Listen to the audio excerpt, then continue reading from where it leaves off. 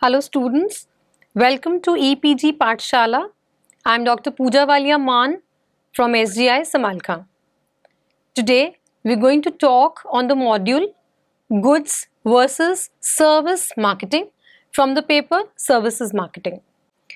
After studying this module, you should be able to know marketing services versus the physical goods and the basic difference between goods and services. There are obvious differences between goods and services that are analyzed based on characteristics of each. A good is a tangible object used either once or repeatedly, whereas a service is intangible. The tangibility differentiator indicates the ability to touch, smell, taste and see, which is absent in services.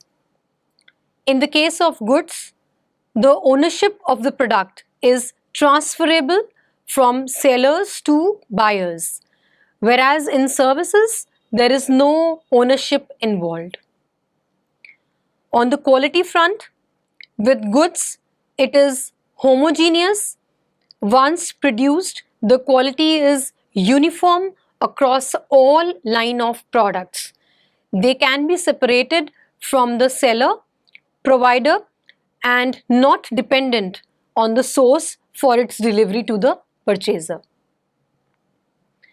With regard to the service, it is inseparable from the service provider and heterogeneous, where each time the service is offered, it may vary in quality, output and delivery. It cannot be controlled and is dependent on the human effort in achieving that quality, hence is variable from producer, customer and daily basis. For having a discussion on the difference between the marketing of goods and services, it is important to first understand the meaning of goods and services. Goods are the tangible articles which seek to satisfy the needs of the consumers in exchange of money to the manufacturer and marketeer. Goods possess physical characteristics and may be consumed by the customers in a single use or in multiple uses. Usually, the manufacturer produces goods in batches of identical products and there is a time gap between production and consumption of goods. This means that the goods can be stored as an inventory. Further, the products of a batch will have uniform specifications and features and are made available to the consumers in the same uniformity in all batches marketed in various segments. We may consider examples of goods like books, furniture, soaps. Services, on the other hand, are intangible offerings which seek to satisfy the needs of the consumers. Since services are produced and consumed at the same time, the involvement of the consumer in the service production and service delivery is high. The task of improving service in organization is complex.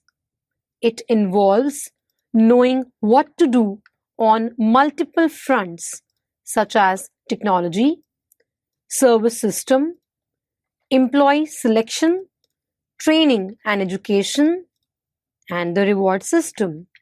It involves knowing how to implement these actions and how to transform activity into sustainable development. While product quality is measured through its ability to meet the user's requirement, and the value of its features and characteristics. Service quality is more of a comparison of the customer expectations and the service performance. Though the principles of improving product quality are applicable to services as well, it's very important to know the focus area of improvement with respect to increasing customer satisfaction when it comes to service quality management. Services are the intangible economic products that is provided by a person on the other person's demand. It is an activity carried out for someone else. Services can only be delivered at a particular moment, and hence they are perishable in nature. They lack physical identity, and services cannot be distinguished from the service provider. The point of sale is the basis for consumption of services. Services cannot be owned, but can only be utilized. Another key distinction is perishability of services and the non-perishability of goods.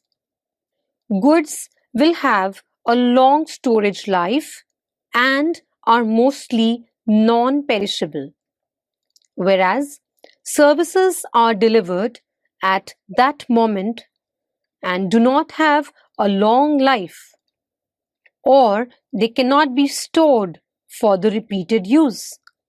Services do not bear the advantage of shelf life as in the case of goods, like the empty seats in airlines. With the production and consumption taking place simultaneously in services, it differs from goods on simultaneous production and the provisions for quality control in the process. Both goods and services need not be driven by economic motives. Several times, goods and services are linked closely and cannot be detached. For example, on purchase of a car, the good is the car, but the processing, the provision of accessories, after-sales activities are all services. It is essential to note that the difference between pure goods and pure services are in contrast, but most goods and services exist in between with a blend of both. The dynamic environment of services today places a premium on effective marketing, although it's still very important to run an efficient operation. It no longer guarantees success.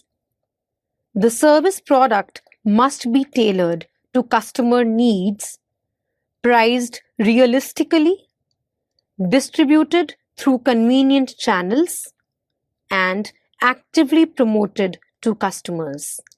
New market entrants are positioning their services to appeal to specific market segments through their pricing, communication efforts, and service delivery. Rather than trying to be all things to all people, the marketing skills have been developed in manufacturing companies which could be directly transferable in a service organization. So, what are the basic differences between goods and services? Goods can be described as physical objects or devices, whereas services are actions or performances.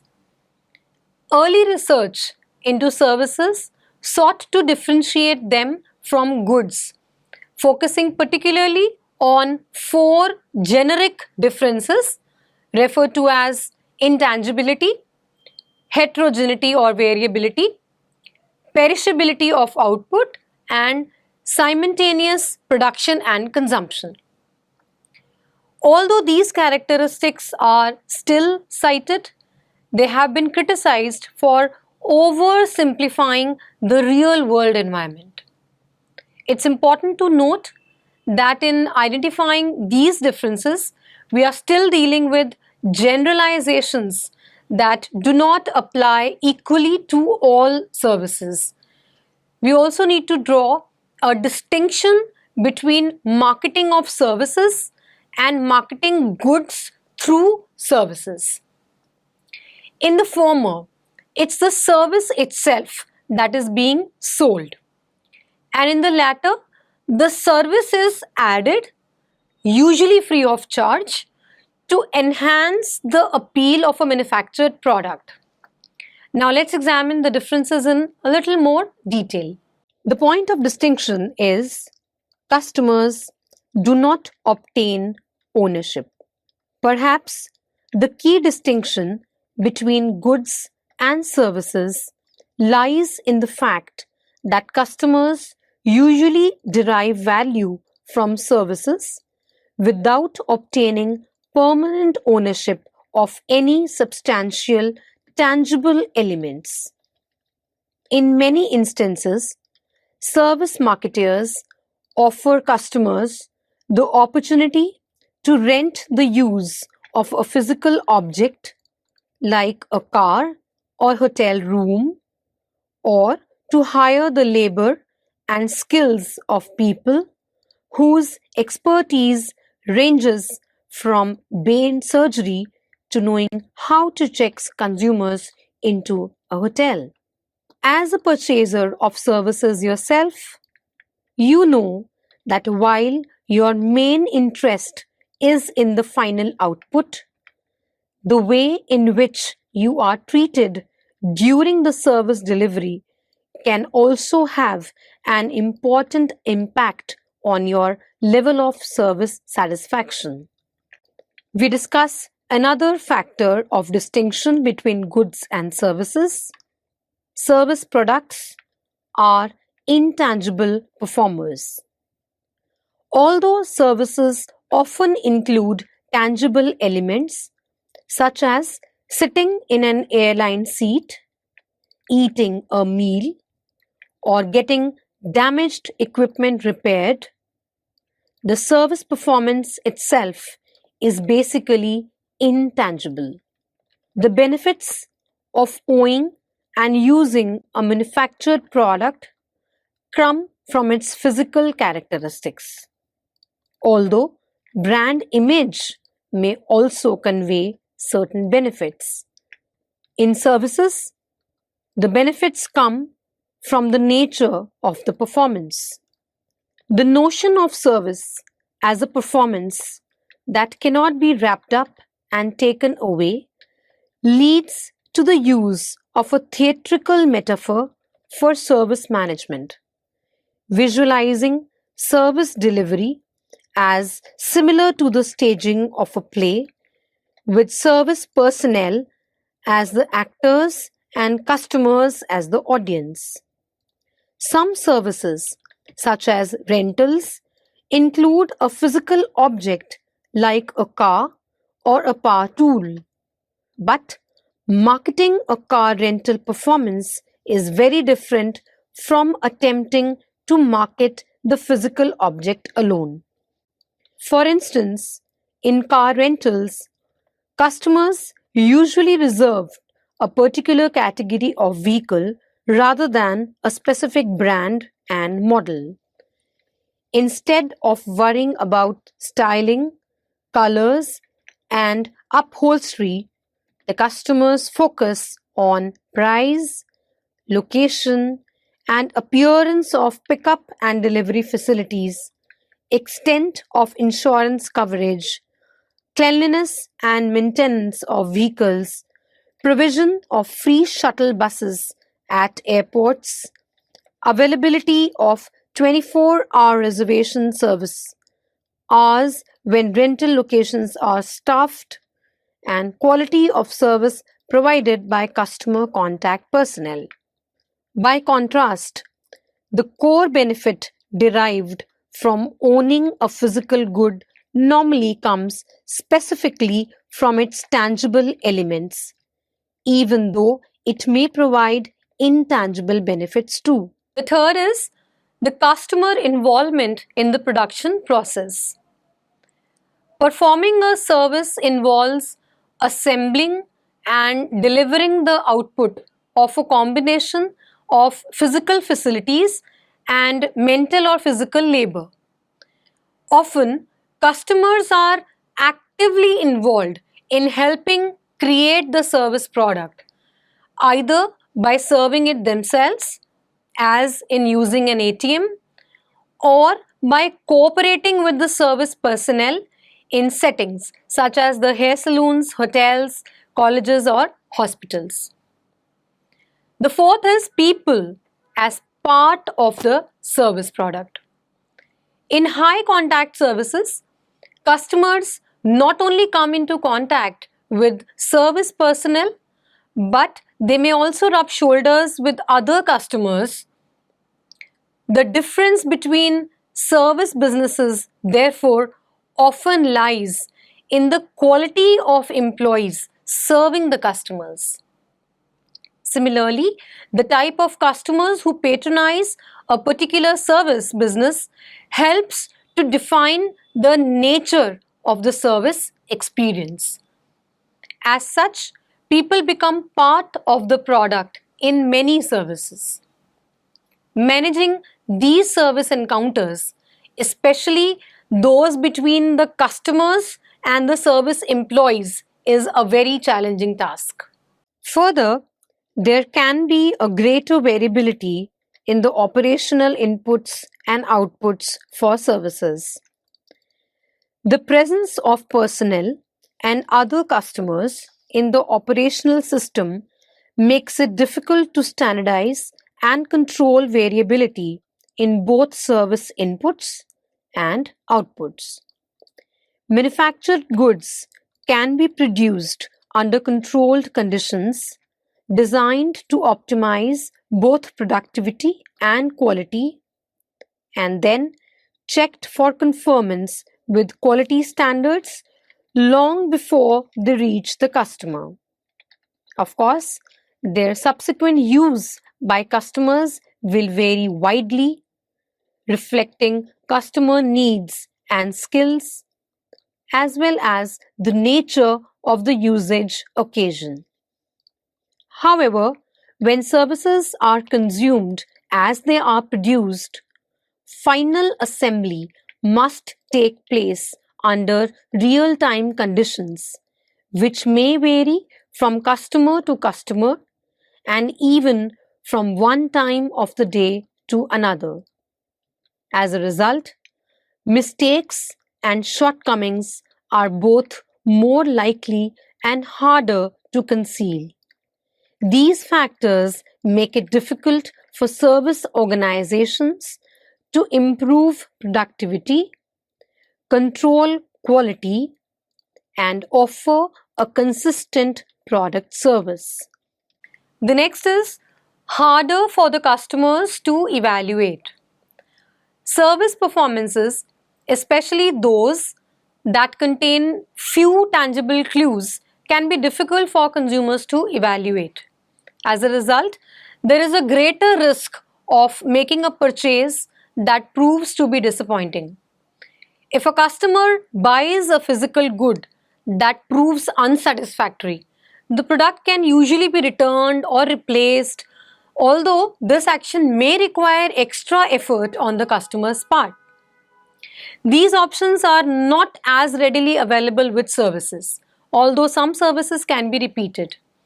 Most physical goods tend to be relatively high in the search attributes. These are characteristics that a customer can determine prior to purchasing a service or a product, such as color, style, shape, price, fit, feel, and smell. Other goods and some services, by contrast, may emphasize the experience attributes that can only be discerned after purchase or during the consumption. For example, the taste, wearability, ease of handling, quietness, and the personal treatment. Finally, there are credence attributes, characteristics that customers find hard to evaluate even after consumption.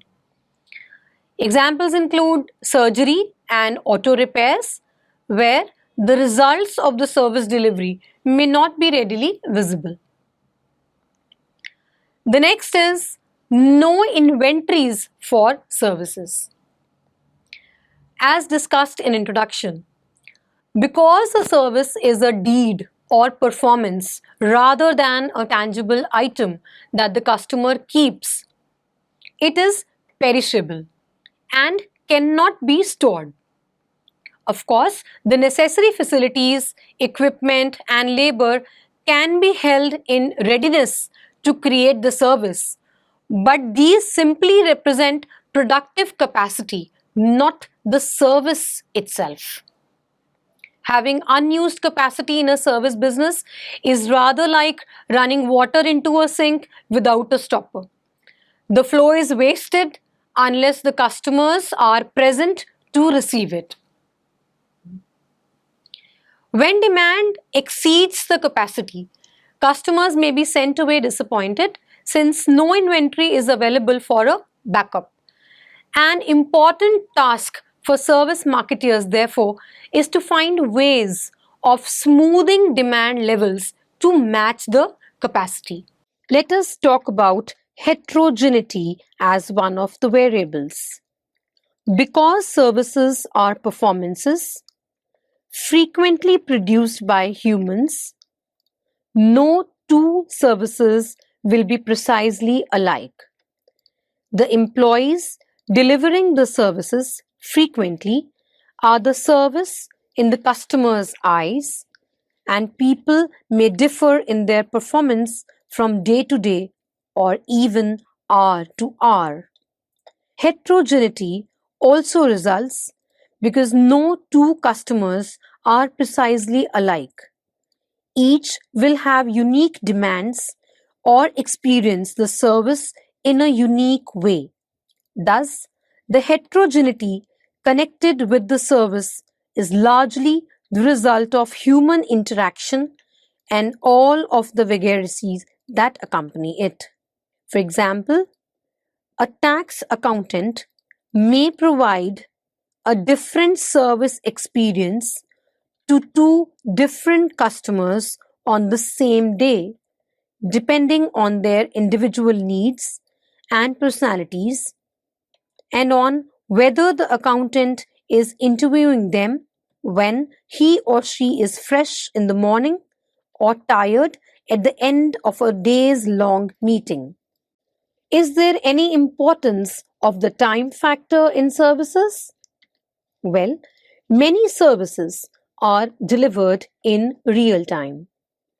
Customers have to be physically present to receive service from organizations such as airlines, hospitals, haircutters, and restaurants.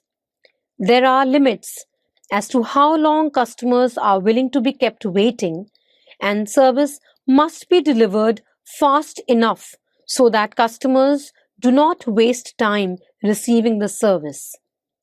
Even when service takes place in the back office, customers have expectations about how long a particular task should take to complete, whether it is repairing a machine, completing a research report, cleaning a suit, or preparing a legal document.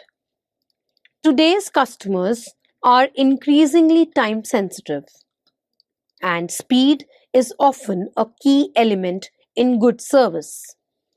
Students, let's discuss whether services use a distribution channel which is different from the goods. Unlike manufacturers that require physical distribution channels to move goods from factory to customers, many service businesses either use electronic channels, as in broadcasting, or electronic funds transfer, or combine the service factory, retail outlet, and point of consumption at a single location. In the latter instance, service firms are responsible for managing customer contact personnel. They may also have to manage the behavior of customers in the service factory to ensure smoothly running operations and to avoid situation in which one person's behavior irritates other customers who are present at the same time of service consumption. So students, let's now summarize what we have learned in this module. Normally, companies keep a stock of goods with itself in order to fulfill the urgent requirement of goods. It also keeps track of the quantity of goods at the beginning and in the end. In contrast, services are delivered as per the request of the customer itself. In short, the production of services depends on the customer's demand. Both are subject to tax, like the value added tax is levied on goods, while the service taxes on the services provided. Sometimes products offered by the companies in such a way that it is difficult to segregate the goods and services. Like in case of a restaurant, you pay for the food, you eat as well as for the add-on services of the waiters, chef, watchmen and so on. Thank you so much.